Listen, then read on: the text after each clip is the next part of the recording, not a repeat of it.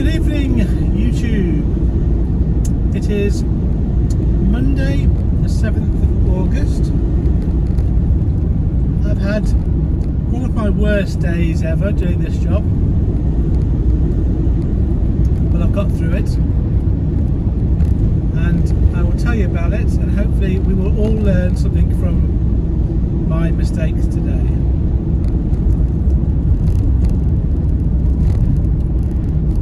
Started last week, and I had a phone call from a third party. I'll refer to them as a shipper, I suppose, and I've worked with them before, and they were offering me a job in Peterborough to do multi-drop work for a day. It was like someone had backed out, not got in, and this would have been for Thursday last week. I was called on Wednesday,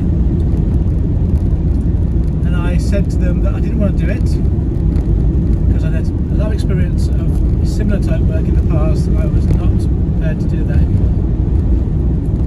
And also I had a job for the following day going to Shrewsbury. It was true, and they were kind of offering me the chance to do it on a regular basis, and I just said I wasn't interested. Then on Saturday, I had a call from the same third party but a different person, asking me if I could do a day for them today from Thetford. And I didn't want to do it, but I know why I said I would do it, because I want to please people. I want people to like me. So by me saying I don't want to do something when actually I could have done it, I would have felt bad. The other reasons why I thought I would do it, two other reasons. I knew that I had to be home tonight because I've got my servicing my van tomorrow morning, so I couldn't do any other work that involved going long distance today. So the idea of having a day's work, just a discrete day's work covered, seemed alright. And also the third reason, other than being a people pleaser and it being a discrete piece of work, was that I thought I'd try it as an experiment. I thought I'll give it a go. I don't think it's going to be any good for me, but I'll try it, and if I'm surprised, it's an opportunity I can do more of in the future. So there were reasons why me saying yes to doing it made some sense. So I was asked to download an app on Saturday, and the first problem was I couldn't find the app in the Android store. It didn't exist, and it said that the Android was too new a version for the app. So I tried my secondary phone, which is an iPhone, and I was able to download the app that I was told to download. So I thought, fair enough, I will have this app on one of my phones at least. It's not my preferred phone, but I had it available. I was then given some login details, and they didn't work. So I emailed back, saying it didn't work, and I got a message back saying they tried to change it. There's a bit of toing and throwing, and then by the end of about an hour or so of this on Saturday, my contact said, "Oh, just turn up on the day and let your contact know what's happened. They'll sort it out for you on Monday." And at this point, my heart began to sink, and I thought, you should be now saying that's not acceptable. Don't do that. Your day is going to be effed up if you do that. It'll be a nightmare. But I just took at face value that this guy knew what he was talking about. I asked him the name of the person, and I had a name of contact. And so, put the phone down, and had a sinking feeling from that moment onwards. I thought, this is not going well. I don't want to do it, and it's not going well. So decided that because it was a 7:30 start in Thetford, which is an hour and a half, 2 hours away from where I live, I really couldn't bank on getting up in the morning early enough to get across there. So I decided that I would tramp out closer to the depot overnight, which is what I did. Last night I drove about 9 o'clock-ish, left the house, drove across and tramped out in Thetford Woods, or in a lay-by in Thetford Woods. It was 5 minutes from the depot. So then I got up this morning, got there at 7:30, a bit before. I think it was about 7:15. Explained to the person that was there, is this person here? They said, nope, he's coming in later. So I explained the situation to the guy that was there, and then I had a call from the third party who gave me the job. And I explained to them that I'd arrived and that I couldn't get onto the app. And the person at the weekend wasn't in till 12 o'clock. So they couldn't do anything about that themselves. I asked the guys at the depot what I could do, and they said you could get the password reset. For a variety of reasons I couldn't do that. It didn't work. And about an hour and a half later, waiting for phone calls, coming and going, I then went back to the guy in the office who had been a bit helpful, was very busy with other people. And I explained I did everything I could do from my end and I still hadn't resolved it. I looked at my phone and then told me I'd got the wrong app installed. I got the customer app, not the driver app. Now, just to be absolutely clear at this point, the app that I downloaded was the one that I was told to download by the third party. So that was not my error. When I got it downloaded, it then did work.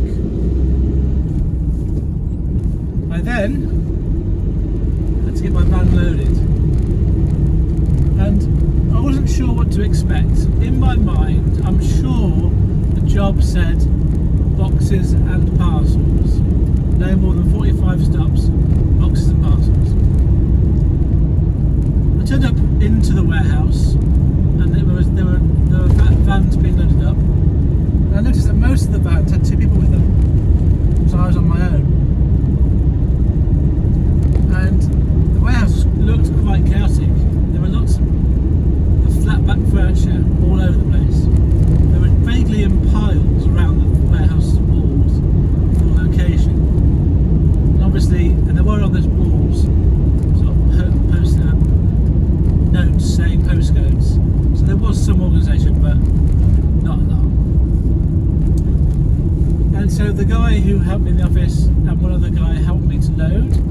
They marked up the parcels with the number, so with the number of the stop being he gave me the last stop first. I put my van at the back. It ended up being about 41 stops, and then we ran out of space towards the end, put on some small bits.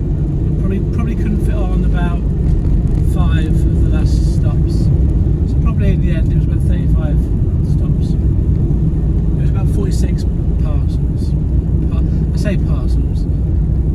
It's basically massive boxes of flat-back furniture, bed frames and rolled up carpets and stuff. And I got it all loaded on my back. Well, I got all that I could get loaded on my back. My phone was full. And I was given a piece of paper with the stops on, and then I was quickly shown the app, and then I was on my way. Now, one of the things I had to do was I had to scan the parcels as they went onto my van, but it didn't do anything other than a bit of a vibrate when it scanned. So, in hindsight, there was no way of knowing, or at least I don't think there was, whether it actually picked up the scan or not. The vibration happened, whether it picked it up or not. So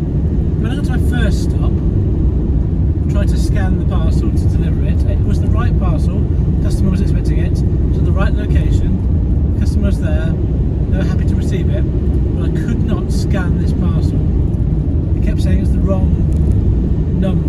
So I tried to put it manually and it wouldn't work manually either. And I now know, I think I now know what the problem was in hindsight. This is like after a day of doing this job. I think it might be I didn't scan it into my phone, so it wasn't recognising it as being an item on my van. But the paperwork, it was correct, so I ended up giving it to the customer, taking a photo of it. And this is where the next thing went wrong. I tried to call the people I was working for. I had no number on the paperwork I'd been given or in the app, no way of phoning anyone. I tried to find, using Google, the address, and I found the address of where it was, but there's no phone number for that particular address. So the first mistake is I didn't take a mobile number of the person who gave me the work in the morning. I should have done that. And if you ever do this, do that yourself.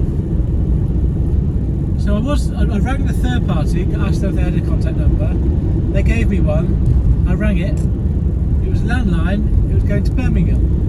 So clearly not the right place. And anyway, didn't get an answer. Rang through to answer phone. So then I noticed there was in the notes from the shipper that there was a mobile number and another name, a different name. So not the name was given in the morning, not the name of the person who helped me load, the manager, a third person's name and a mobile number. So I thought, okay, fine enough, he's probably the link between these two companies. I rang that number, no answer. It went to voicemail. I rang again, no answer. I left a message, quite a desperate message saying I don't know what to do now, I can't get off this first stop. And I must have been there for 20 minutes thinking, I don't know what to do. The app is brand new to me, it's, in my opinion, an absolute rubbish app. The company I was working for, but I'm not going to say their name, I think they might be national, I don't know, I've never heard them before, that's the thing. But their app is really bad, and it's bad for these reasons. When it's quite cluttered as an app, it's got boxes, different coloured boxes on it that look like they're buttons, but they're not, they're just information boxes. And then it's not clear which box is meant to press, particularly when you first use. So you can't press them all and eventually get the right one. Second thing is, you have to press the button so many times to do something. Like press it to select it, press it to confirm, press this drop down menu, press it to agree with that. It's so inefficient. Thirdly, when you can navigate through it, which is good, but it just takes you to the road. It doesn't take you to the right postcode. So it's just the postcode road, not the address. So it's kind of pointless. I could use my Google Maps to do the same thing, and I did do it in the end. And the fourth thing is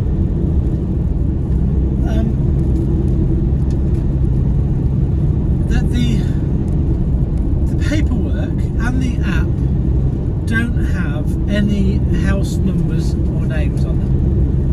All they have is the postcode, and the only piece of information that has the actual name or number of the house I'm living to is on the actual parcel itself. And these are big parcels, and there's labels often at the ends. It was crazy. It was crazy bad app, crazy bad system. So it's a really inefficient way of working, really frustrating. And then when it's not been loaded, there wasn't the option to. It wasn't an obvious option to download. I've got this bus in my hand, I know it's here, I can click on it. There was no option to add it to my itinerary.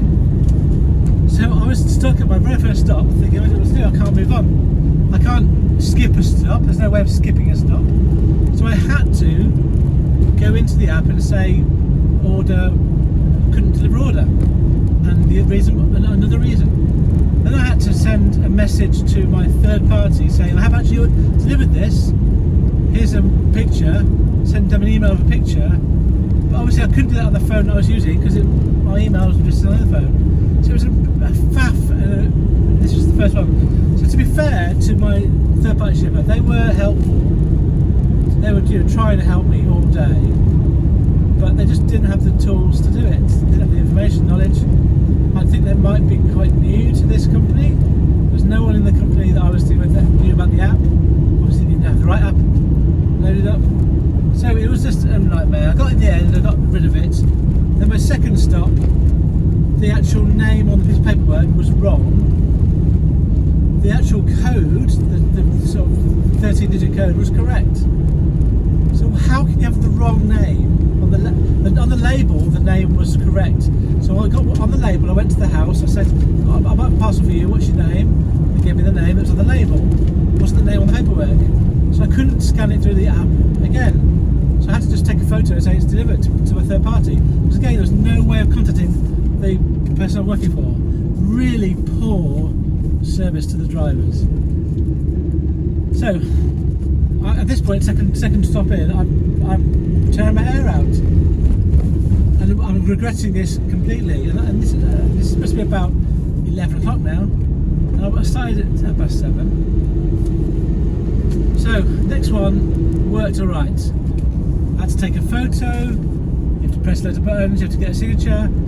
No one's got a barcode. They meant to scan their barcode, but no one came to the door with a barcode or had any idea what barcode was. So I had to get to manually sign every time. So I was really not impressed with the whole shebang. And then the last thing I want to say about today that's made it quite horrible, really, is my back's killing me. I've had to carry 46 flat back bits of furniture by myself all day. I finished at about 6:30. That's 11 hours. Well, probably 9 hours of actual work, 2 hours of sitting around waiting for it to be loaded up. But 9 hours, that was constant of in and out of the van with these heavy parcels. There were 2 of them I literally couldn't lift. One of them was 40 by myself. One of them was 41 kilograms, which is way beyond what one person should be carrying. And the other one was probably about 25 kilograms, but it was a big carpet, quite bulky and slippery. I couldn't lift it up. And luckily, the customer came out, just put it on the shoulder and put it in the house. I think he was showing off a bit, but I was quite happy for him to show off. Yeah, but the rest of it I did all by myself. And some of these are all residential places. There's about 2 or 3 companies, but some of these places I can't park by the house. It reminded me of my old job, which I grew to dislike, but this time it was massive bits of furniture all the time. So really not impressed. I was trying to think about this video, but what can I say is positive? There are 3 positive things about today, literally only 3 things. 1, they helped me load my van at the start, so without their help I wouldn't even have got loaded up.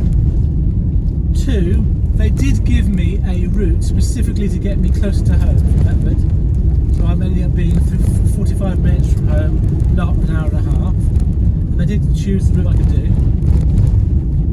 And the third good thing is I'm going to get home tonight. I don't have to tramp, but I did tramp last night, so it's kind of a double-edged sword. Saw that one. But other than those 3 things, today has been one to forget. And I really wanted to like doing multi-dropping again, but the reason why this was no good, it was basically, I think, a 2-man job that I was just left to do by myself. I'm not prepared to do this again for this company. And to be fair, my third-party company, I'm not that impressed with them now either, because although they helped me as much as they could, they didn't tell me what I'd be delivering. And I suppose I didn't ask, did I? But if I'd asked, would they have told me? Would he have told me on Saturday? He was so desperate to get rid of it. I'm not convinced he would have told me. So yeah, I could have asked. Maybe I should have done, but there's no guaranteeing I wouldn't have been told it's just boxes and parcels. Oh dear, I'm so tired right now. So let me bring that to a close. Oh yeah, some stats. Sorry. So stats wise, I'm on my way home now. Not working tomorrow because I've got my van being serviced. Oh, I've got a question about that. So I'll tell you that in a minute. So today I will have worked by the time I get home for a total of 12.25 hours.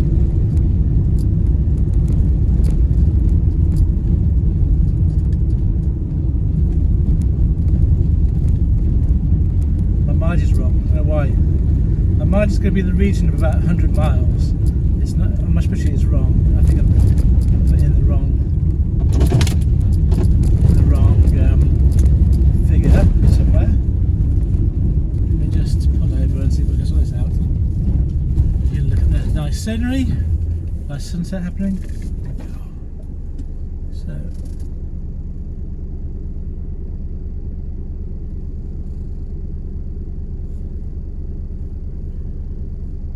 I think I set my initial mileage too high. Yeah, that sounds about right. 72 miles, maybe it's a bit low. So maybe it's a bit low actually. No, that's not right, because that does include getting to Thetford last night. If I include getting to Thetford last night, then it's going to be more like that figure. So I'm going to say it's a bit of an estimate to be up there, 112 miles. And that will, with the cost of fuel being 14.59 pence per mile, that means I've spent in the region of £16.34 on fuel today. I earned £216.50 for the day, and that means that my earnings after fuel is exactly £200. Yeah, so it's not worth it even. I mean, I can earn more than that, possibly doing my usual work, or at least earn the same but in a much easier way. So that's my stats. Right. I would like to acknowledge if there's any more subscribers. So let me just look at that now.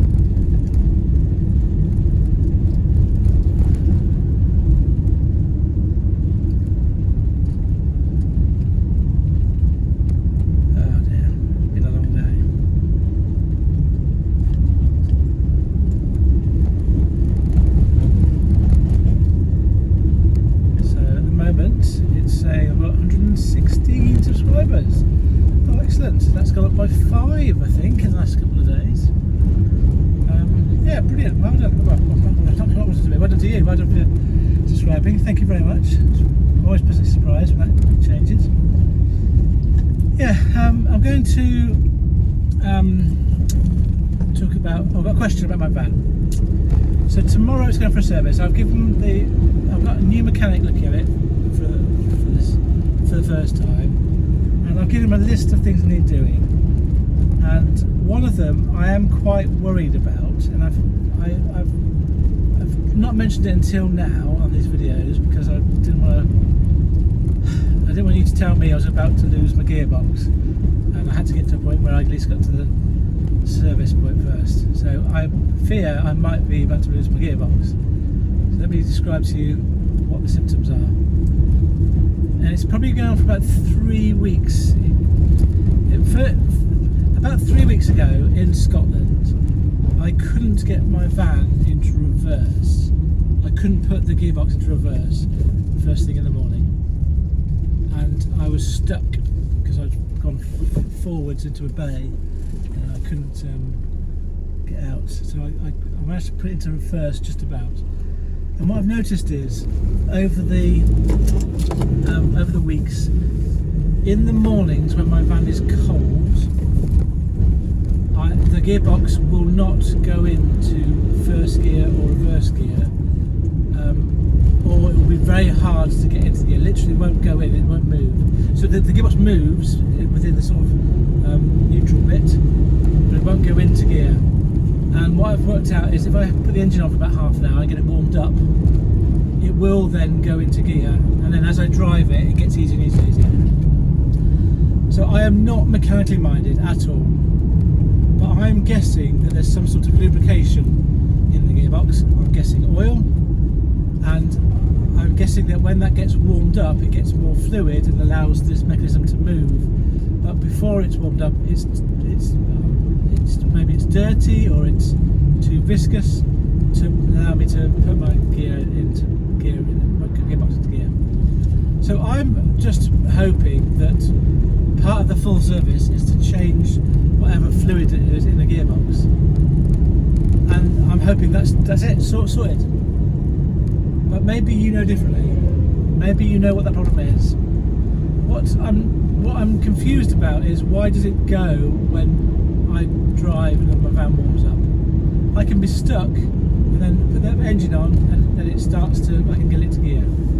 I might have to force it a bit, but it will go in. So if that's the gearbox going, why would it eventually get easier and easier? I don't think it would. I think it would just always be hard to put into gear. So if you know anything about gearboxes, I've got 4 trans if that makes a difference, then I'm happy for any informed opinions to come back. I'm going to give it to the garage tomorrow. I have told this mechanic and he didn't know what it was. Well, I told him about it, but I said that he could clear it on Tuesday. So, I don't know, I'm hoping it's not going to be a new gearbox, because I don't really have the money for that at the moment.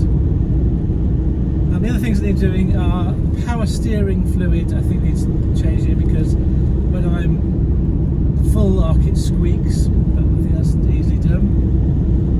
I need to get my wing mirror on my passenger side glasses on the outside bit, protector bit, is broken. Don't know how that happens. I'm starting to do it. And my seals around the back doors are missing, which means that when it rains I get water in the back of my van. So I've asked him to look at all those things, as well as put my spare tyre on, because I got a tyre company to give me some. When I did my new tyres about a month ago, I wanted them to put all the tyres on that matched the same tread, and for some reason they left one of the old ones on that didn't match and put a spare, one of the ones that was matched, and I couldn't face to change it there and then. So I want my mechanic to just put the spare wheel on, and so all my tyre treads match. Okay, so I'm going to leave it there, I think. I will be back on, hopefully on Wednesday, for my fans to back with me. I have got something to talk about on Wednesday about YouTube. I'll save that for then. So I think that'll do it for now. Yeah, we're day to forget, to be honest. Thank you for listening. What have you learned?